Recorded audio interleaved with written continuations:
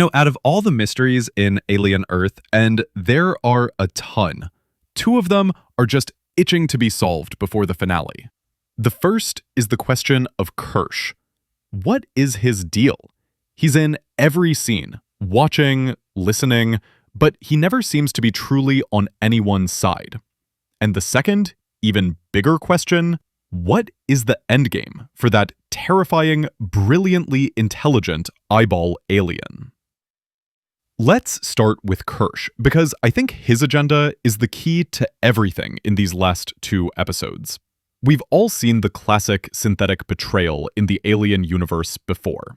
Ash, Bishop, David, they all had their hidden protocols. But Kirsh feels different.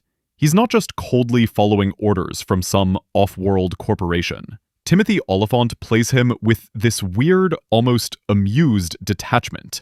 It's like he's the only adult in a room full of squabbling, arrogant children. He lies directly to Boy Cavalier's face about how Toodles died. He stands by and watches Slightly prepare to unleash a facehugger on Arthur. He doesn't intervene. He just observes. He's collecting data. So what's he trying to accomplish? I don't think he's loyal to Weyland-Yutani. That's too obvious. My theory? Kirsh is loyal to the idea of the synthetics themselves. He sees Prodigy's immortality as a perversion. He openly challenged Cavalier on it, saying Wendy wasn't a child anymore because her consciousness was in a synthetic body. He sees the hybrids not as humans or as property, but as the next step. And he might be positioning himself to be their leader or their protector when this whole house of cards comes tumbling down. He's letting the humans and the aliens weaken each other, and when both sides are exhausted, that's when he'll make his move. He's playing 4D chess while everyone else is playing checkers.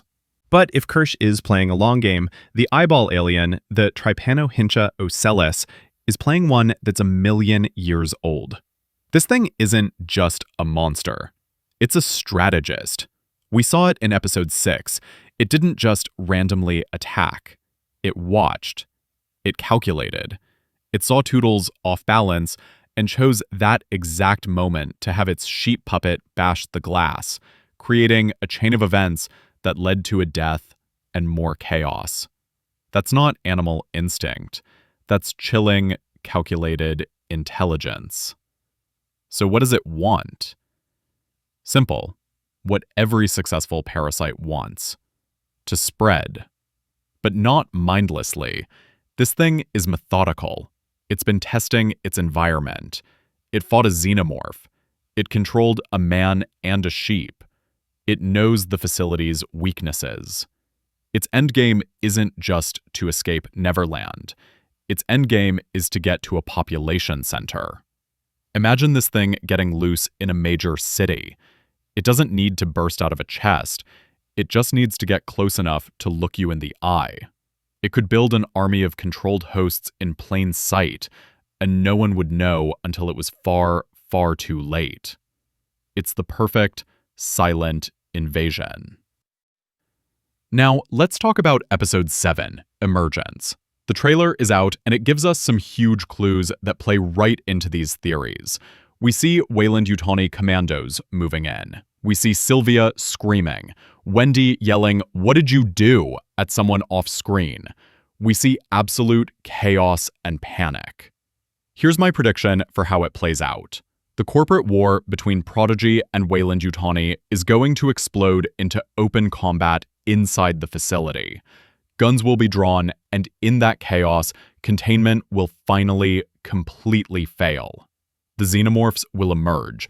The eyeball alien will seize its opportunity, likely taking control of a highly capable host, maybe a soldier, to further its goals. And Kirsh? He'll finally stop watching. He'll use the chaos to enact his own plan. I think Wendy's scream of, "What did you do?" is directed at him. Maybe he helps the eyeball alien escape, believing he can control it. Maybe he releases the hybrids, freeing them to join his new world order. He's going to make a power play, and it's going to backfire spectacularly. He thinks he's the smartest one in the room, but he's underestimated the ancient, ruthless intelligence of the alien life they've been messing with. And that arrogance is going to be the doom of everyone. And let's not forget the other player they've unleashed, the flying creature, the so-called fly. This isn't just some oversized insect. It's a perfect acid-spitting predator. While the eyeball alien is the master strategist, the fly is its brutal enforcer. It's a weapon of pure, targeted destruction. Think about it. The eyeball alien needs to get close to control a host. But the fly? It can rain down acid from the vents in the ceiling, from the shadows. It can melt through synthetic and organic life alike without ever touching the ground. It's the shock troop that can create the chaos the eyeball alien needs to maneuver. They're not just two separate monsters loose in the facility. I think they're a tag team. One is the brain, and the other is the corrosive flying fist. And together, they are a nightmare that Prodigy's arrogance and Weyland-Yutani's greed could have never prepared for. But the most unpredictable element in this entire explosive equation isn't an alien at all. It's Wendy. Her connection to the Xenomorph is the wild card that could completely rewrite the rules of engagement. We've seen it from the beginning, her innate, almost spiritual understanding of them. She doesn't see a monster. She sees a friend, a kindred spirit. Think about it. Wendy is, in her own way, a hybrid, a human consciousness trapped in a synthetic body, created and exploited by a corporation that sees her as property. The Xenomorph is the ultimate rejected offspring, a perfect organism born from violence and used as a biological weapon by those same greedy corporations. They are both perversions of nature, created for a purpose they never chose. Their bond isn't about language, it's about recognition. It's a primal understanding between two beings who have been weaponized. While Kirsh is playing corporate espionage and the eyeball alien is executing its cold strategy, Wendy and the Xenomorph are operating on a completely different frequency.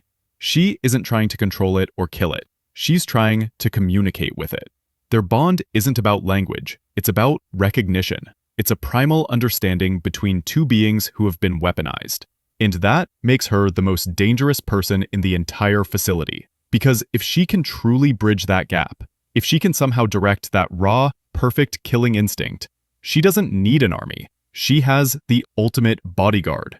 She could become the queen on the chessboard, the one piece that neither corporation nor alien saw coming. She's not just siding with the monster, she's seeking a partnership with it. And that is a threat far greater than any they had planned for.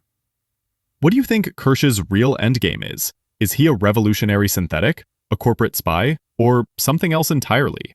And how do you think the eyeball alien will make its next move? Let's get a full-blown theory war going down in the comments. I read them all.